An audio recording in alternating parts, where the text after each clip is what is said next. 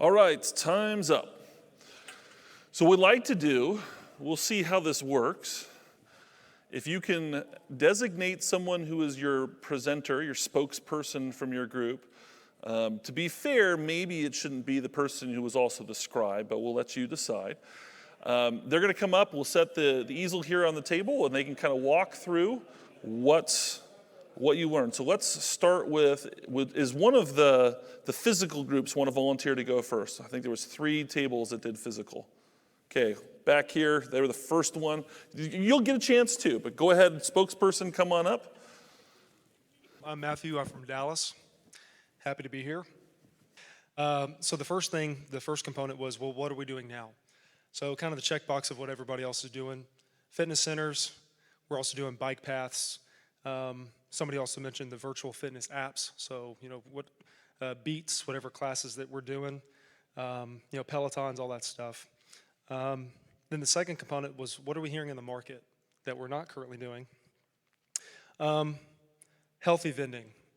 That's something that I've seen before. If you've heard of Farmer's Fridge or Garden Cup is another company that's out there.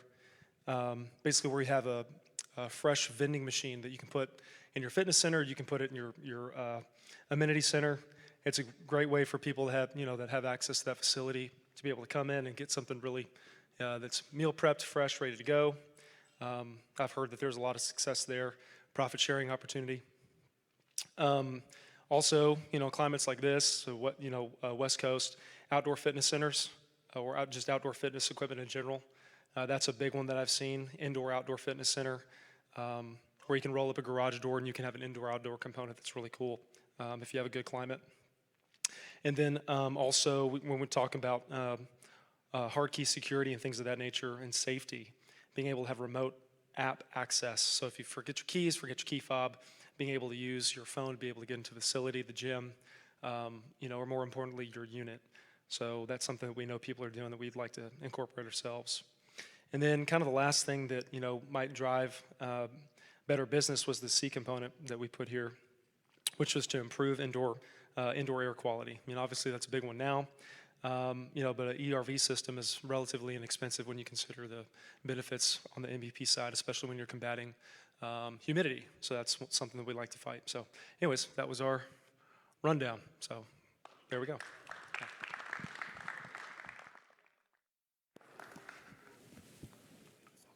No, you can take it back to the table, thanks. All right, let's have a volunteer from our environmental section. Okay, a quick first hand I saw here. Come on up.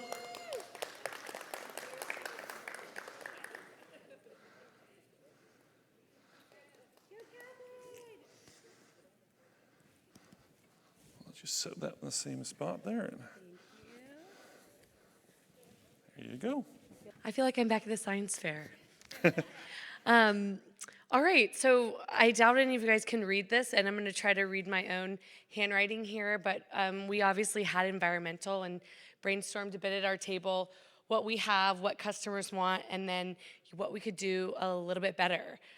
What we have today in the air category, we talked about some interesting HVAC systems in our high-rise units that allow air to circulate in when we don't have the most operable window options. Also, some air purification. I think we're really kind of at the base level for this at most of our communities. And then for water, building water softeners is something that we're seeing a bit of that's happening today. Light, not necessarily something that impacts the person or the resident, but LED lighting, it certainly impacts the environment. So we wrote that down. And then sound, we have some water features in our buildings, which, relates to that biophilic design. So that sense of hearing water running, that kind of relates to that biophilic design that you mentioned earlier. What do customers want? They want operable windows. That's something I think that's key to them, not as educated as some people in this room might be about filtration, and certainly not you, Brandon, but certainly having those operable windows. Water, additional filtration in showers and sinks, and we'll get into a little bit about how we can do better with that. Light, Blackout shades, that's something they ask for all the time just to improve that sleep. I don't know if any of you have the Aura Ring in here, but we're all starting to get a lot smarter about our sleep patterns, and our residents are as well. And then finally here, sound. So sound mitigation between units. It's something that's really important to our residents. If you read online reviews, it's probably the number one thing that you read about. So especially today when residents are spending a lot more time at home than they have in years past, that sound mitigation isn't just important at night as they're sleeping, but it's as they're working and going throughout their day. What can we do better? Air filtration. So in the air category, there's, triple step air purification. There's ways to measure and present the data to our residents. So that's always such an important part of the endeavors and efforts that we're working on, is not just that we're doing it, but that we're presenting it to a resident in a way that's marketable, that means something to them, and that's, driving a return on the investment that we've made.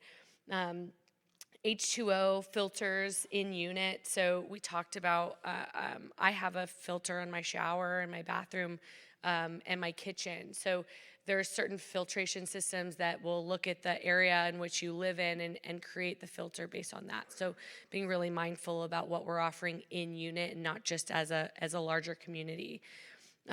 Light, smart lighting, so a big focus on our circadian rhythm and how we're using smart lighting and even shades like Lutron shades to set wake up settings and that sort of thing to help with our health and wellness from a lighting perspective. There's a lot of studies out there about if you wake up in the morning and you take a walk when the sun is rising, you're apparently a better person. So we could all do a little bit of that.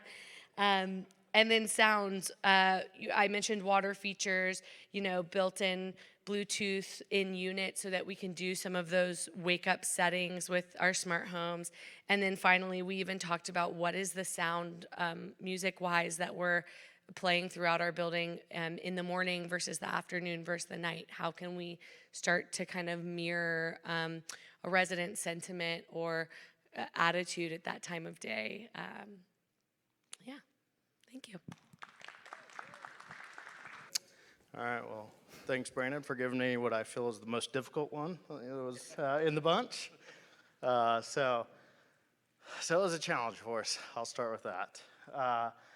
Really, from a psychological perspective, really what we could really think of is common areas.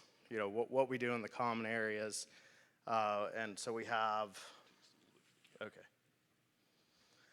So we have, the bringing in nature trails to the common areas, water features, different, kind of calming places to go and sit. It doesn't have to be the pool to where you've got a bunch of people walking around, splashing around, swimming in the pool. It could just be, hey, there's a quiet little courtyard. You can go over there and relax. And then I think social was one of those too. Family social experience. So that would be like your barbecue areas, the pool, all of those areas that we do today where people can go socialize. And I think, depending on the community, you'll bring that social aspect into the area a lot more than others. The spiritual aspect. So we do a lot of yoga studios. I think most people do. And then we're kind of we're trending more into like actual spa settings. So doing some saunas, doing some, more in-depth, just bringing in masseuse if you want to do schedule a massage and kind of those concierge type services.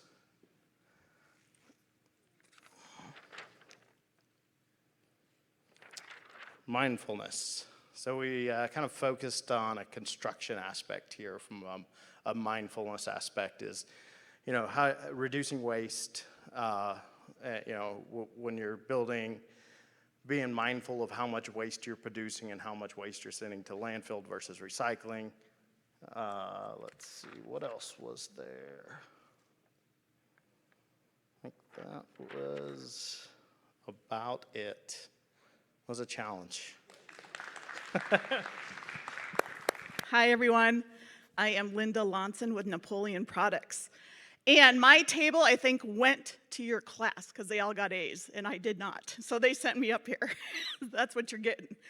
All right, so we had physical. And I think the most important thing that we talked about at the beginning was understanding geographical trends and how that fits to the consumer or that home owner buyer. And specifically, an example would be like in Atlanta, where they were saying Midtown, they were putting in dog parks and things like that to really get people more of that feel and getting outside. And suburbia, they were looking at more, oh, what did we say for suburbia? Forget that one. Okay, and then as far as what we were seeing, some of the trends that we saw or they were doing was office spaces. So, you know, as consumers were going in, they were always looking for 2 bedrooms. Now they're saying, I need an office space, right? Everybody knows that because you're sitting with your bed in the background as you're at home virtual, right? Security systems, not only just security systems to make you feel safe, so that's part of the physical component, but when you think about food deliveries, Amazon lockers, that's really important. Let's see, what else? Oh, air quality. So we said air quality hits sleep, so that's interesting, right? Of course it does. So that's a physical component that, you know, air quality seems to just kind of ruminate across everybody here. I think the other thing that's really important is what are the trends or what's really important? And I thought these quotes were really good. So when we look at Urban Planner, one of them had mentioned that it's really important to understand that if we can get more eyes on the street, people will feel safe. So one example of that was more cafes built into your developments, et cetera.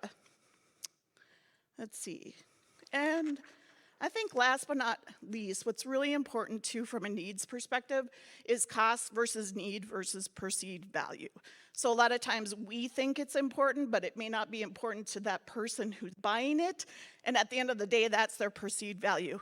So that's really important. But there were ways to build in sustainability into the physical component, such as like if you wanted to get more, well, we talked about hub trains and rainwater and things like that. So as you're building developments and you're looking at a specific geographical area, are there ways to get that, that connection through really trams that are going to be there in the future, for example? So there are ways to incorporate some of these things into your building that will bring your costs even Steven, right? So cost versus need versus perceived value. That's all I got.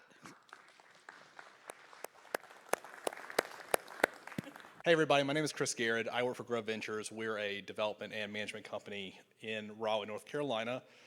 We had environmental, which was a little bit harder for us. Kind of some of the things we've already talked about that we've been focusing on is higher rated filters in all of our residential and commercial asset types. So to kind of give you an idea, we took some things we saw in the pandemic and just made them standard as we kind of moved through, obviously, 2021, 2022. Included in that is infrared air cleaning. We were doing that on our commercial buildings. We are now investigating that and doing that in all of our residential. We also focused on, obviously, different air circulation that we could do with patios, with garage doors that open into outdoor amenity spaces. We're in the southeast. We have wonderful weather year-round. In January, we have 70-degree days. So it was important to us to kind of focus on that. 98% of our units all have livable balcony space. We also focused on interior and exterior landscaping. So landscaping is very big for us. We bring plants both inside and outside for zen spaces, more air quality, all that focus.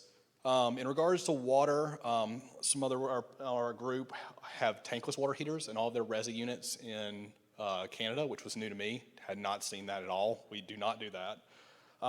Going with technology, leak sensors, water detection, all that kind of great stuff, national building standards, LEED certifications.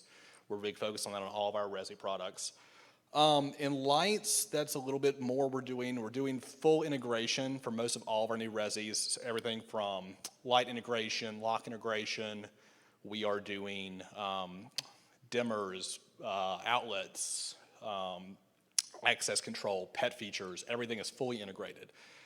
So with that, there's a little bit of controlling of kind of how you want your mood to set when you come home, if you want it darker, if you want it lighter. We are doing blackout shades in all of our master bedrooms, in all of our new multifamily. So we've seen that as a win. People love that. It's a big for our doctors, our nurses, individuals who work long hours. They love that. We focus on the exposure of the units. We want to have a majority of units that have rising sun and setting sun exposure, if we can. We have a lot of trees around us, so it's a little bit of a challenge sometimes. We also focus on larger windows, upper and lower transoms. If we're in a wood frame building, we obviously can't do full glass. If we're in a high rise, we're doing full glass. So there's a couple things we focus on with that. Soundproofing, that's a challenge. Most of our market is wood frame. We are transitioning now to more concrete construction.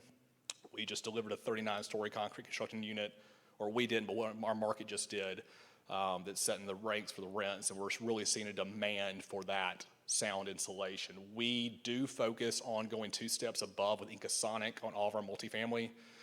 So that is another level of integration that will help, obviously, with sound, double insulated walls, wall gaps, all that type of stuff to help with things that you can do. Higher grade windows with reflectivity and also sound as well. And then, let's see here. We have retail in some of our mixed-use developments, so we focus on certain parameters that we're building out retail space in regards to gyms. So they have to be built to a certain standard for us to allow the retail gym leases to be signed and go in our buildings. Things that we could do better on. One thing that we're seeing is we're seeing a demand for constant integration in our market. So we have a very tech-heavy market in the Triangle, North Carolina. So you have a lot of college-led, Durham, Chapel Hill, Duke, all that. So we're seeing people want more, not only the integration to be able to control things, but also full concierge level integration. So it's to the point to where, honestly, if they don't have to interact with the office staff, we have certain ones that still do, but some people are just wanting to move more towards just technology integration. With that is lights, everything you could think of. A new one for us, probably you guys may or may not be experiencing this. All of our properties are smoke-free. They're smokeless. One thing we've liked to see and we're thinking about doing is integrating smoke detection. So if someone is violating that from an operator standpoint, a management standpoint, how we can then catch them and then hold them responsible for violating that. That is a big thing that we're getting a lot of people ask for. And again, just focusing on just healthy living. We have a new project we'll break ground next year. Our main focus is it to be super green. It will have mixed indoor-outdoor fitness. We're on greenway systems, all of our projects are, so we have direct access to greenway systems. So that project will focus more on green living, a little bit more of the light, the sound, water features. We put water fountains in all of our outdoor areas to help mimic or dull any type of urban sound you may have or something like that. So I think that's everything. Cool.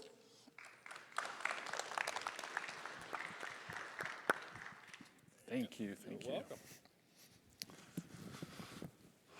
All right. If you didn't get a chance to share, I apologize, but we're right where we want to be, and I got a few kind of closing remarks and some housekeeping events. So I hope that this gets your mind thinking about some of the cutting edge things that maybe your peers are doing, other people at the table. For those of you that are already doing those things, you're able to share with others, and I hope that by continuing to connect with other people throughout your time here over the next 48 hours, that you'll be able to be more aware of how you can take technology, combine it with building, and to be able to create a better opportunity for your company to strategically differentiate themselves in the market. Now, I know some of you may already be feeling like, yeah, these are really great ideas, but how do we get these approved? How do we go through the financial ROI calculations for some of this stuff that may not be so black and white? And the good news is that tomorrow morning at breakfast, that's what our entire session is about, is how we can do the technical analysis, the financial analysis, to be able to show how you can benefit from investing in technology. All right, as we close this session today, I want to once again thank Cox Communities for their sponsorship of this opening presentation.